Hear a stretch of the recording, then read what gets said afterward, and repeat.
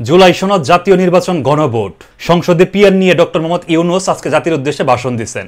Doctor Mohammad ইউনূসের ভাষণে জামাত নাকি BNP জয়ী হইল কোন দল সেই বিষয়টা নিয়ে আজকে আমরা আলোচনা করব। যদি ডক্টর ইউনূসের ভাষণ নিয়ে ইনস্ট্যান্ট চিন্তা করেন তাহলে বিএনপি জয় হয়েছে এবং জামাতের অবস্থান 50-50।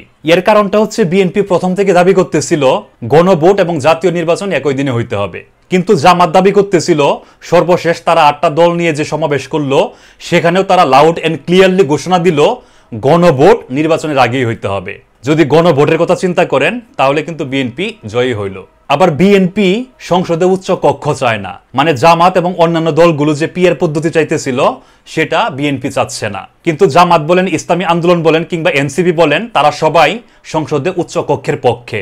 ডক্টর ইউনূস আজকে যে ঘোষণা দিচ্ছেন সেখানে সেই উচ্চ কক্ষ বাস্তবায়নের কথা বলা হয়েছে। তবে সেটা নির্ভর করবে যে গণভোট হবে, সেই গণভোটে যদি হা জয়যুক্ত হয় তাহলেই সংসদে উচ্চ কক্ষ গঠিত হবে।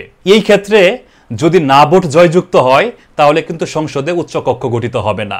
সুতরাং জামাতের অবস্থান 50-50, কিন্তু আজকের ঘোষণায় বিএনপি কিন্তু ইনস্ট্যান্টলি জয়ী। আবার আমরা যদি গণভোটের হা এবং না নিয়ে চিন্তা করি তাহলে না জয়যুক্ত হওয়ার কোনো কারণ নাই, অবশ্যই হা জয়যুক্ত হবে। কেন হা জয়যুক্ত হবে সেটা আমি অন্য একটা ভিডিওতে বলবো।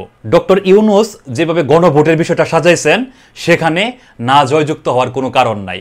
সুতরাং বলা যায় হা জয়যুক্ত হবে এবং সংসদে উচ্চ কক্ষ গঠিত হবে। সেই ক্ষেত্রে জামাত বলেন, এনসিপি বলেন, ইসলামী আন্দোলন বলেন, তারা কিন্তু জয়ী। ডক্টর ইউনূসের আজকের ভাষণে ইনস্ট্যান্টলি জয়ী বিএনপি, কিন্তু আপনারা যদি লম্বা সময় নিয়ে চিন্তা করেন তাহলে বিএনপির বিপরীতে যে দলগুলো ছিল সবাই কিন্তু জয়ী এবং আলটিমেটলি বিএনপি ইনস্ট্যান্ট জয়ী হইলেও ডক্টর ইউনূসের এই ভাষণের পরে তারা কিন্তু অখুশি হয়েছে, কারণ তারা শুরুতে যে বিষয়টা চাইছিল গণভোট এবং জাতীয় নির্বাচনে একই দিনে, সেটা বাস্তবায়িত হইলেও সংসদে উচ্চ কক্ষ গঠন তারা ঠেকাইতে পারবে না, কারণ ডক্টর মোহাম্মদ ইউনূস সেই ব্যবস্থা রাখে নাই। সুতরাং আজকে জুলাই সনদ জাতীয় নির্বাচন গণভোট এবং সংসদে পিয়ার, এখানে যদি আমরা কম্পেয়ার করি বিএনপি নাকি জামাত জয়ী হইল, আমার বিবেচনায় বিএনপির চেয়ে জামাত এবং অন্যান্য দলের জয়ের পাল্লাটা ভারী। তবে জল মনে হচ্ছে আরো বহুদূর গড়াবে, কারণ বিএনপির হাইকমান্ড নিয়ে অলরেডি তারা মিটিংয়ে বসে গেছে। ডক্টর মোহাম্মদ ইউনূসের আজকের যে ভাষণ, সেই ভাষণকে কেন্দ্র করে বিএনপির পক্ষ থেকে আনুষ্ঠানিকভাবে তারা একটা প্রতিক্রিয়া জানাবেন। নিশ্চিতভাবে ধরে রাখেন সংসদে যে উচ্চ কক্ষের কথা বলা হচ্ছে সেটা নিয়ে তারা নারাজি দিবে। অন্যান্য দলগুলোর উচিত হবে এখন চুপ করে বসে থাকা, কারণ তারা যা চাচ্ছিল সেটা তারা আজকে না হোক কালকে কিন্তু পেয়ে যাবে, কিন্তু বিএনপি যেটা চাচ্ছিল সেটা কিন্তু তারা পাবে না, কখনোই পাবে না। ডক্টর মোহাম্মদ ইউনূস সেই পাওয়ার পথ বন্ধ করে দিয়েছেন। ধন্যবাদ সবাইকে।